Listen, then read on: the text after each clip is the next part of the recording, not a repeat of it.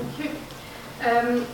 First of all, I just want to say thank you for inviting me to be here. It's such a privilege to be amongst you all and to also hear, Ingrid and Henry. One thing that you both said that really stood out for me was when you said we were lucky that we got out, and that's something I feel every single day. As you've heard, I'm originally from Somalia. I left Somalia 16 years ago now when I was 10 years old. I miss being young. And we left because of the civil war that was ongoing in Somalia. It was really dangerous for us to stay there, so we had to leave. And my mom was pregnant with my wee sister at that time, but we didn't have enough money for my dad to leave with us, so it was just me and my mom, and as I said, she was pregnant. We went to London, and we lived in London for a year and a half, and when my wee sister was born, we were actually staying with other families. So my mom had approached the Home Office to say, look, can you give us our own accommodation because we can't live where we're living just now because it's too crowded and so on. They said, yeah, that's fine, we'll move you, but we don't house asylum seekers in London anymore. We'd have to disperse you elsewhere. And we thought, that should be fine, 10 minutes from London, 20 minutes from London, not a problem, but of course that wasn't the case. So what happened was a huge coach came one day with lots of different families in it, and I feel like we've done a tour of the UK that day because families were being dropped off at different cities, Liverpool, Manchester, and so on. So people are getting off, but we're not getting off because they didn't tell us where we were going. So it came to the point that my mum was really worried, she's like, Amal, go and ask where we're going, I'm going on this list. So I went to the staff member on the bus, and I was like, excuse me, sir, is my family on your list? And he's like, yeah, you're on the list, you're last. And I was like, why are we last? And he's like, you're going to Glasgow? And I was like, what? And he's like, Glasgow? And I was like, yeah, where is Glasgow? And he's like, Scotland? I was like, oh my goodness, where is Scotland? I've never heard of Scotland before, let alone Glasgow. So I was really shocked, and I went back to my seat and I was like, Mom, have you heard of Glasgow? She was like, no. Have you heard of Scotland? No. I was like, great. And there was another family who heard that we were coming to Glasgow, and she said, and they were getting off somewhere else before us. And she said, Amal, I feel really sorry for you. You're going to Glasgow. And I said, why? What's wrong with Glasgow? She's like, it snows all the time. Great, coming from Africa to snow all the time. Not great. And I always say I wish I could see that family again, tell them how wrong they are. I love Glasgow for many reasons, especially for the people and how welcoming they are how welcome they were and are towards refugees. It's been a life-changing experience, obviously. So I lived in Glasgow since then, and in 2004 my family received a relief to remain, which meant we could stay in the UK, which was great. But I remember thinking that my other friends who were also asylum seekers, who were in the same school, Drumchapel High School, were also still waiting to hear if we could live in the UK or not. And a year later, something happened that really changed my life, and it's basically made me who I am today. Basically, one of my friends, Agnesa, who's a Roma gypsy from Kosovo, she's been living in Glasgow for 5 years at that time, was downgraded and detained along with her family. Basically, on a Sunday morning, 7 o'clock I think it was, 14 Home Office officials wearing bulletproof vests handcuffed her father, put her and her family in 2 detention-like vans and drove them to a detention centre in England called Yardwood Detention Centre and locked them up for 3 weeks. Now, Agnesa and her family did nothing wrong. They were children. She was 15 and her younger brothers were obviously younger than her. And I remember thinking, how could this happen?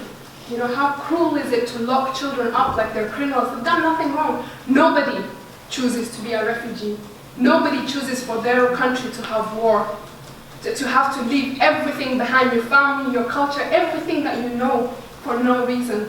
So when that happened, I remember thinking, I have to do something. I don't know what I can do, but I have to speak up. I have to do something. So I went to my guidance teacher, Mr. Garvin, legend, and I said, look, sir, I need to do something. Nessa needs to get out. She can't be treated like this. I thought the UK is a country that champions human rights.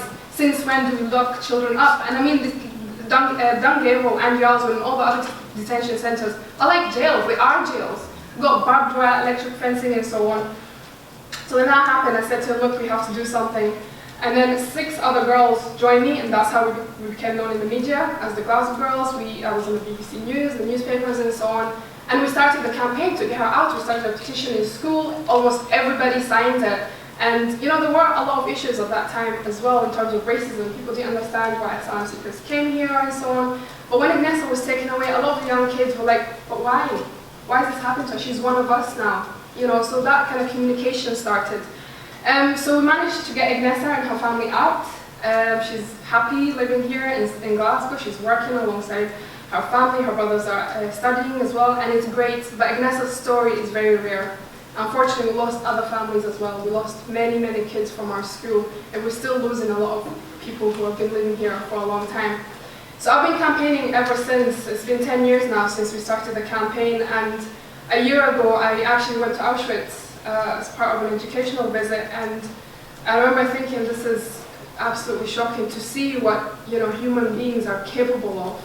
The level of atrocities and the genocide, it was really one of the most horrific experiences in my life, and just to think that people are capable of doing such thing, and there's actually a danger of it being repeated as well. Seeing the whole refugees being given wristbands in Cardiff, or refugees' houses in Middlesbrough having red paint on their doors by the private firm, the G4S who do the housing, and as well as the jails as well. And then also last year, in terms of the refugee crisis, myself and two other campaigners went to Lesbos in Greece to help. We managed to raise £10,000, which was amazing. I mean, the support was overwhelming. And we went and we saw the boats arriving, we saw the families, and got some pictures as well. So the first pictures of a wee boy inside actually, a refugee camp in Athens. And the picture next to it is Victoria Square, where a lot of refugees are sleeping on the floor, including many children and babies and so on. And one thing that I will never forget is when, in Greece there's a financial crisis, so people are not being supported. So basically we're relying on local citizens to help. So there's a lovely Greek woman who came with lots of sweets, and she was giving out the sweets. And this wee girl came, she was 5 years old. She came to me and Pina, one of the other campaigners, and she said, "Do you want to share my sweets?" She had nothing. She was sleeping on the floor. She did not know what was going to happen to her tomorrow. But she had the humanity to share her sweet with us. Humanity that a lot of world leaders lack these days. And the bottom pictures are pictures in Lesbos. As you see, the life jackets, it's just endless. We met a lovely man called Eric Kempson, who's actually British but has been living in Lesbos for 16 years, and he was basically telling us about what was happening, how they've been supporting refugees for over a year. The refugee crisis has been going on for a very long time, but we only saw it when that picture of the wee boy washed up in the ocean came out last year. And we helped a family out of one of the boats, and I remember the mother just giving me her child, saying, "Can you hold this child, because I need to check if my baby is still alive." Because the baby was frozen wet because of the journey that they make. And like I said before, nobody makes that journey for no reason. And I find it really shameful and disgusting to hear people saying that, we boys like Muhammad should not be allowed to come to the West because they don't share the same culture or the same language or the same color. We're all human beings. We all bleed the same color. Why should it matter if somebody's a different religion? As long as we respect each other, that's what should be more important. As long as we share the same morals, the same values, which many of us do, but unfortunately the media will make you believe